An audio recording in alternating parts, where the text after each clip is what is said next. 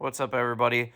This is the next episode of the saga of updating all my Holley equipment to version 2.0. If you watched the last video, I'm trying to do a CAN expansion module in order to get more input outputs out of my Terminator ECU. I've currently used all of them up, and I'm just trying to buy some time before I get stuck having to switch over to a Dominator unit. Alright, so I'm going to try to keep this one as brief as possible. So if you looked in the previous video, I had just updated my 3.5-inch dash and my ECU on my Holley Terminator setup. I'm trying to do a CAN expansion module, which doesn't work on V1 software. Quickest thing you could see, obviously with the mismatch, if you look on the bottom left, you're going to get a firmware mismatch notice. The screen will still work, but obviously for what I'm trying to do, I want to have everything working as it should. Just to check it, if you go to the menu and configuration, you go to the About tab, you can see your information on your particular setup. So this one obviously I know is still running 1.0. I want to update it to 2.0. For the sake of making it quick, there are two USB cables that are on the back of your dash. You're going to need to use those in order to update. You're also going to need a USB jump drive, which is going to plug into there. We have to download some software off of Holley's website, which I'll walk through in a second here, and then let's get this going. All right, so if you watched the other video, this is a pretty similar process to get the software. It's important to note whether you're using a Terminator kit or HP and Dominator.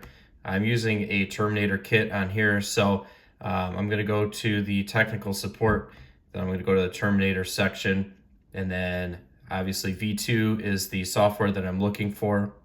So under here, you're going to see Terminator X V2 7-inch dash firmware. Make sure you're downloading the correct one for your particular ECU. If you're using an HP or a different ECU, you have to use obviously the corresponding one for that. So in my downloads folder, you're going to see files popped up. So just like we did on the previous 3.5-inch and ECU dash, we're going to have to extract this folder. So right click, extract all, or extract it to my desktop, which is where it's going to live. So then you're going to see here, when it's extracted, you have 3 files in here. All right, so if you take the time to read the README file that pops up when you extract, basically states that there's 2 different TGZ files. Looks like one's basically a firmware, one is an operating system, something like that. But it says that you need to drag both of these files into your USB folder, and then the actual display will decide which one to do the update. So I got my jump drive here. We're going to plug it into the computer. All right, so you got the folder is going to pop up. So we're just going to split screen again. So we have on the left is going to be our 2 new files. On our right is our jump drive. It's very critical to put these TGZ files in the root directory of your jump drive. So that means that's going to be on the highest level of your USB. I definitely recommend not having anything else on that USB, as this process could be kind of picky and sometimes will give you issues.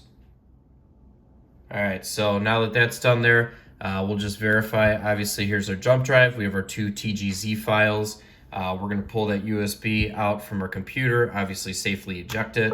So we got that there, and we'll head over back to the car. I'm going to try to do this as best as I can with one hand. But basically, you have your 2 USB cables that are coming out of the back of the unit. So what you're going to want to do is plug your USB jump drive in with the key off, and then you're going to key on and let it do its thing.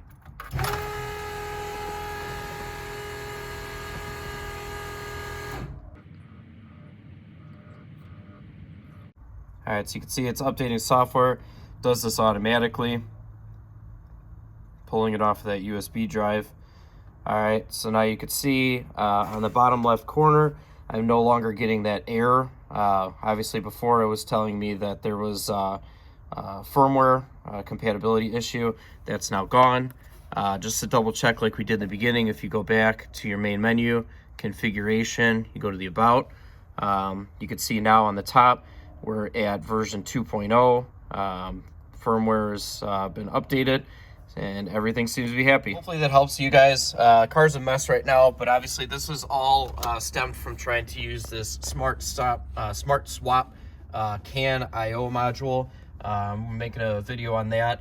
If you're using a Holley Terminator setup and you need to if you've used up all your IO channels, this is a great way, from what I'm reading, to expand that. You have to be on version 2.0, so we will do an update on that once I get everything wired up. I appreciate you watching my video. If you got any questions, make sure to ask. And if you want to see more, make sure to subscribe. Thanks.